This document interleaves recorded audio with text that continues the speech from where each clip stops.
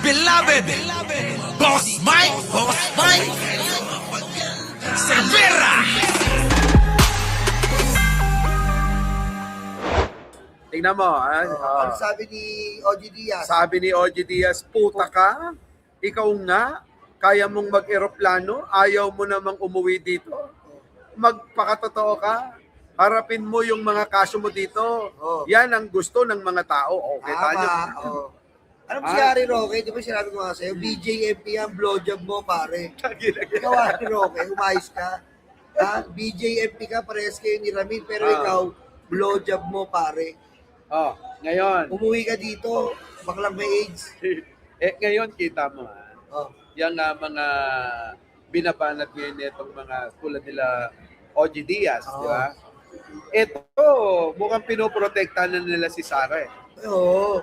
Ay, si Sara tol, si Lenny. Oo. Pero sa akin naman, dapat naman kasi protektahan si Lenny rin. Oo. Kung talagang kakamping ka, dilaw, protektahan mo si Lenny. Kasi, Kita mo yung ginawa nila, yung pag-bus, oh, pagsakay sa bus daw ni Oo. Lenny Robredo, ay isang pakitang tao. Matagal na palang Matagal na ginagawa ni Lenny Robredo. tingnan niyo po yung mga interview niya kay Karen Davila, kay Corina Sanchez. Matagal nang ginagawa yan, in fairness kay Lenny. Oo. Okay? Akala ko, nung election lang yon. Oh. Ngayon mga kababayan, malayo pa naman ang eleksyon. Pero ginagawa na ni Lenny Robredo. Ang tanong, para saan? At ginagawa nila, di ba? Dito ka. Di ba? At ginagawa nila yung ganong... Ito nga. Ito malupit. Si Lenny, nagbabas. Si Ah. Sara, nag-helicopter. Yan. Ano sabi? Alam mo, ikaw, Bongbong, huwag mo ko European accent mo. Sabihan mo si Lisa, ako gagamit ng helicopter kasi yung mga anak ko, kailangan ko makita, maliliit pa sila. Yan ang pangako mo, Bongbong. Ayun. Ang kapal ng mukha, no? Alam mukha mo, Sa kanya pa galing yung yung salita na magtipid daw. magtipid. Oo, kahit na mali-mali yung sinasabi na yung ipagbawal pati pagbibisikleta. Oo. Ibig niya siguro doon sabihin, magbisikleta na lang. Itama natin kasi kawawa naman eh. Siguro ang ibig sabihin ni Sara Duterte doon, imbis na kayo mag-carpooling, magbisikleta na lang. Yes. Para nang sa ganon, makatipid-tipid tayo. Ngayon nga, ngayon lang po kung makikita nyo, si Sara galing Davao, paano yan nakaluwas dito? Nag-helicopter na naman po yan. Nakala nyo, naglalan dyan? Kung naglalan dyan, pinapasarado niya yung Commonwealth. Ganong kalalayan. Kita nyo. Ngayon, ito pa, mga kababayan ko. Ang banat ngayon, ito, tingnan nyo mga kababayan. Ayan, Sige, go. tingnan mo. Ayan, bantayan si Robredo laban sa fake news, patay. Alam nyo, kami naman nila, Boss Mike. Basta kami, hindi kami nag-ano. Ngayon, nandito po tayo sa administrasyon ng BBM. Ngayon, siyempre kami, if ever pink ang mangyari, okay lang po. As long na wag sana ang mga Duterte kasi kawawa po ang bayan. Kung sino man sila, Risa, Lenny, or may susulpot pa na mahahabol si Vico. Basta kami po ay sumusuporta kay Lenny kasi rin po, si Lenny po, walang confidential funds yan. Talaga ba? Oo. Walang confidential funds dati yan, noong Vice President. Hindi binigyan ni Digong. Wala, hindi binigyan ni Digong. Si Sara lang nagpauso niyan. DepEd, walang confidential funds, di ba? Ngayon, ano sabi? Sino may sabi niyan? Sino ba yan? Ayan yan. Dahil, basta yon, malabo mata ko. Si ano? Sino? Reyes del Rosario. Del Rosario. So ngayon, mga kababayan ko, eto,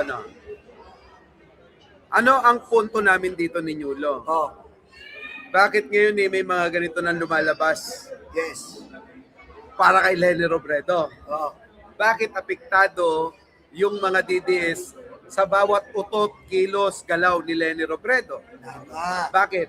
Siyempre, Nako, kinakabahan sila. yan. Di ba? Mukhang kinakabahan Kinakabahan mo sila. ang kulto o kampo ni Sara Duterte na baka tumakbo bigla Si si Lenny. Lenny. Oh. Eh mga kababayan ko, isa si Lenny sa pinakamabigat na kalaban. Tandaan nyo yan. Eto ho yan mga kababayan. Papaliwanag ko sa inyo. Ang kakamping, merong loyalista yan. Oo. May loyalist na yan. Dumami nga lalo mga kababayan eh. Kung noong nakaraang eleksyon naka 15 million, dumami ho mga kabataan ngayon na pwede nang bumoto na noon nasa rally lang sila. Oo, tama. Nasa rally lang sila noon. True. Yung mga kakamping na mga bata, nasa rally lang sila noon. Parang yung ano ba, yung suporta lang nila mapakita. Ngayon, lahat Moral yun. support lang sila Oo. dati. Ngayon, Pero ngayon, talagang butante na butante sila. O ngayon, mga kababayan ko, kung butante na sila, naiisip nyo ba kung gaano karami yon? Oh, Meron ng 15 million, nadagdagan pa. yes. Ang problema ni Sara Duterte, kung sabihin ni Pangulong Bongbong Marcos na ang suportahan niya Ay si Lenny. ay si Lenny, tapos na laban. Tapos na laban. Ah, Finish yan. wala na. Finish po yan. Wala na. Hindi lang ho kami ang may sabi niyan. Oo. Mga kababayan ko, magdudamat kayo, gumamit kayo ng calculator. Kung gusto nyo, gamitin nyo pa yung mga paa at kamay ng mga lolo nyo. Sabay-sabay. Oo. Eh yung mga DDS, mga kababayan, kailangan ng buto ng munggo nun Oo. para makuha nila yung resulta. Oo, kailangan nila ng buto ng munggo, no? Bibilangin. Plus ang puta. Alam nyo, kapag si Lenny po talaga, kaya iwas na iwas sila. Kita mo, lahat ng mga alagad ni Sara na tataranta kay Lenny, lahat ng paninira, ginagawa nila early distraction na banat kay Lenny. Bakit? Kasi kinakabahan sila. Dahil si Lenny napakalakas po. Malakas. Lalong-lalo na po sa mga kabataan. Tama si Boss Mike. Totoo yan. Alam nyo, lahat ho halos ng matanong ko, yung mga kaibigan natin, loyalista man yan, dilawan, kakamping, mga kababayan, DDS man, ang sinasabi, si Leni Robredo lang talaga, isa yan, siya magiging tinik sa lalamunan ng mga DDS. Tama. Na kapag ka tumakbo yan, si Leni Robredo, wala na talaga. Kahit man lang ho, kung nakita niyo ho yung botohan sa Rizal, kay Acop, 2nd District, kay Acop at saka kay Liada, ganun ho mangyayari sa boto. Landslide yan. Landslide kay Lenny yan, mga kababayan ko. Alam niyo, maraming mga tao kasi natahimik lang na nagmamatsyag kung sino talaga yung mabuti. Totoo. Ipagkakatiwala mo ba sa isang bobo, tanga, mangmang na katulad ni Sara, Tama. yung kinabukasan ng mga anak mo? Oo. Siyempre hindi, mga kababayan. Eh si Lenny, kita nyo naman po. Oo.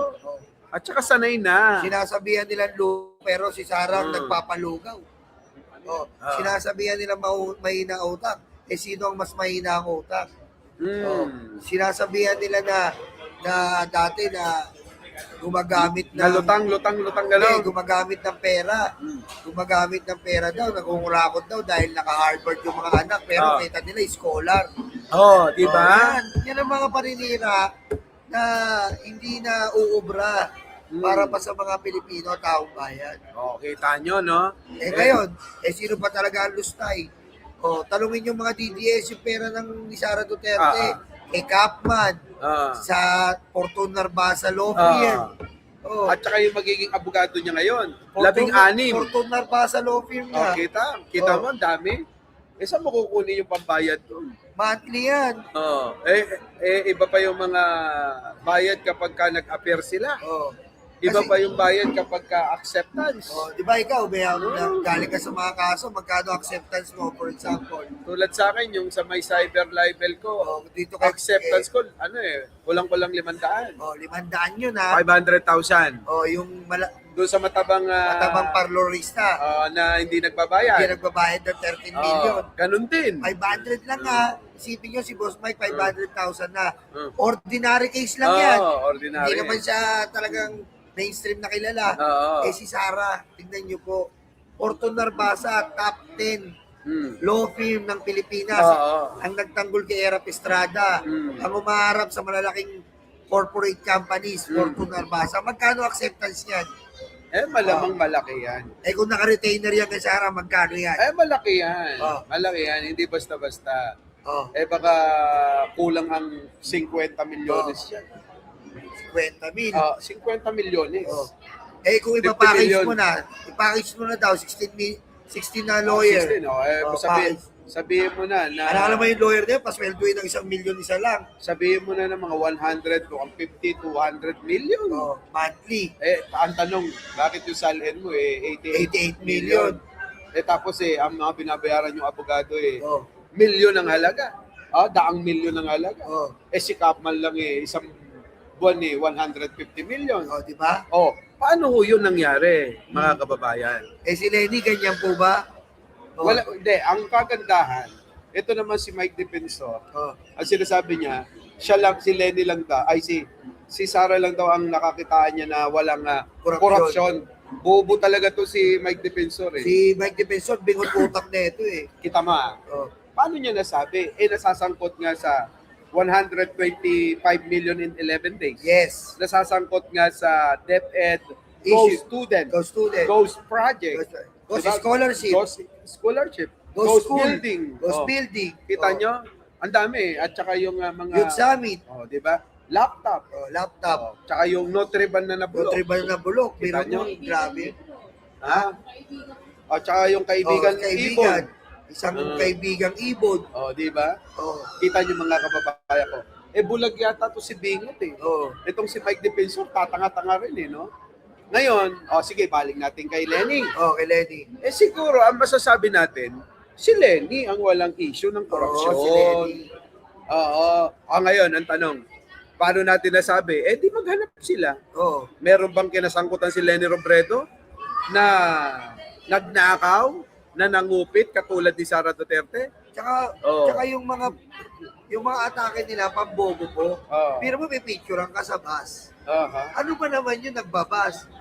Ano po ba yun? Ngayon na po ba paninira? Ayun na po ba yung masisira mo si Lenny dahil lang sa nagpapakit sa bus? Usang ina pa yung nanira yan. Doon tayo sa totoong nangyayari, totoong incident na merong isang vice presidente na hindi mapaliwanag ang ninakaw niya. Yung po ang punto de vista natin. Nakita mo ba yung isang picture? Na binigyan ng award ang mga vice-presidente katulad ni Lenny Robredo. Habang tinatanaw ni Gloria Arroyo at ni Sara na naging vice-presidente, silang dalawa, nga nakanganga. Ano sabi nung guide? Ito po si Lenny Robredo, ang isang vice-presidente na wala pong confidential fund, wala pong kinurakot, at hindi po napapatayin ng kanyang presidente. Yun si Lenny Robredo. Sabi nung dalawa, wala. Kasi yung isa, si Gloria, pinagtangkahan si Era. Yung isa naman, hindi pinagtangkaan. Kung hindi, dinugas niya yung pagka-presidente kay Era. Inelo Garcia si Era. Yung isa naman. Hindi, ang Yellow Garcia kay FPJ yun. Kay FPJ pala. Kay Era, dinugas talaga literal. Bata pa kasi ako. Kinuditan nila yun Kinuditan nila si Era Estrada noong panahon na yun. Sakto naman vice president siya. Yung maraming nag-resign. Nag-resign sila. Ang naging whistleblower nila, si Chavit Singson. Di ba? Kaya marirealize mo na, Chavit Singson, dati kala mo bayani po Ngayon, ano nangyari? Gustong ulitin ni Chavit Singson yung ganong magic senaryo. Hindi na mangyari-yari. Ibig sabihin, bistado na ng mga tao yung style Di ba? Ako bistado na, yung style ni Chavit Singson, hindi na talaga obra. Napahiya nga siya, sabi niyo. Eto tayo, alam mo tayo, napapahiya tayo. Alam mo bakit? Hindi sila nagla-like Huwag nyo naman kayong pahiyain dito, mag-like kayo dyan. Tapos i-share nyo naman. Diba? Sino man naka-like dyan, mag-comment nga kayo. Press 1 sa mga nag-like. Press 1 sa mga nag-like. Ngayon, tignan nyo mga kababayan, pabalikan natin si Lenny Robredo. Hayaan na natin si Aling Maliit, Sara. alam naman natin magnanakaw din yun eh. Oo. Sabi nga ni Mima, pag narinig mo yung pangalang Sara, magnanakaw agad eh. Oo. Di ba? Pag naka-green nga daw, magnanakaw na eh. Oo. Kaya nga hindi tayo nagsusot ng green eh. Hindi tayo nakating ngayon. Di ba? Oo. O ngayon, mga kababayan ko, etong si Leni Robredo ho, hanapan ninyo, sinasabi ko, hanapan nyo ng issue. Yun. Hindi yung lutang, hindi uubra na yun Yung na, na yun. na pangbanat kay Wala na Lenny. yun. Kung si Sara ang kinakampihan nyo. Putik, wala na. Hindi uubra. Kung lutang lang ang pag-uusapan, ni Milya layo ng Milya-milya. lutang eh. Ni Sara. Putik, grabe po. Alam nyo, kawawa si Sara dito. If ever worst case scenario, debate. Debate po ng presidential balls. Nako, kakainin po ng buo ni Lenny yan. Wala. Hindi Kakainin ng buo yan. Hindi po Hindi siya obra. pwedeng absent. Hindi No obra. comment. I don't like to answer that question. Oo. Ay pusa. Hindi po naka-ready ka doon kasi titignan po ang kapasidad ng utak mo doon eh. Titignan ba, ikaw ba, kakaya mo mag-leader ng Pilipinas? Kaya mo bang sumagot sa mga tanong locally and internationally para sa kapakanan ng bansa? Hindi ka pwede doon, I don't like to ask. Magkapatawag ka ng press ko, ayaw mo sagutin yung tinatawag mo press ko, kupal, di ba? Oo nga. Gago ka, Charlie Whiskey, nang babas ka. Asan si Charlie Whiskey? Ayun, sabi ko, Baka si Basti at si Android daw nagbablog. Nag-vlog. Ay, putik ko, Charlie Whiskey ha? Ikaw si Basti, ako si Andrew. Ako si Andrew. Gago yan O, ikaw si Basti. Oo. Kasama ko si Baste na nagsasyabu. Ako naman si Andrew in dating Si Raulo. Oy, di. Siya si Baste na nagsasyabu. Kayo Iabot mo na ang foil. Iabot mo na ang foil. Kayo naman eh. Hindi na nga ako lumabang kay Tore eh. Oo. Dahil mas gusto ko, naka-jamming si Ellen Adarna. Oo. Gusto ko yung high na high kaming dalawa. Kaya nga eh. Ganon, di ba? Charlie, galingan mo naman yung pambabash mo. Pusa, yun na lang. Hindi naman siya basher. Kala ko, binabash mo kami. Sabi mo, si Pulong ako nang makaiyot tayo.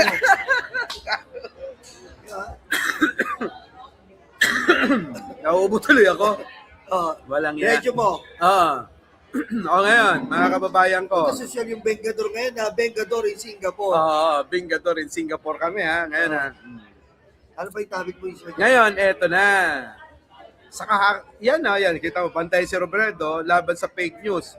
Kasi nga, mahilig silang gumawa ng fake news sa magiging katunggali nila. Lalong-lalo na itong si Baliw na Sara. Kailangan nilang ipanalo yan. Bakit? Kailangan nila ipanalo. Kailangan na makaligtas yung mga magnanakaw sa gobyerno. Yung mga sila Diskaya. Ligtas yan. Itong mga yung mga BGC boys. Alam nyo, ito lang yan. Yung mga politiko. Kapag nanalo, ito po lagi ko sinasabi, kapag nanalo po si Sara, hindi po ililigtas niyan ang Pilipino. Ililigtas po niyan ang apelido. Magkaisa. Nagtitignan tayo dito. Di ba?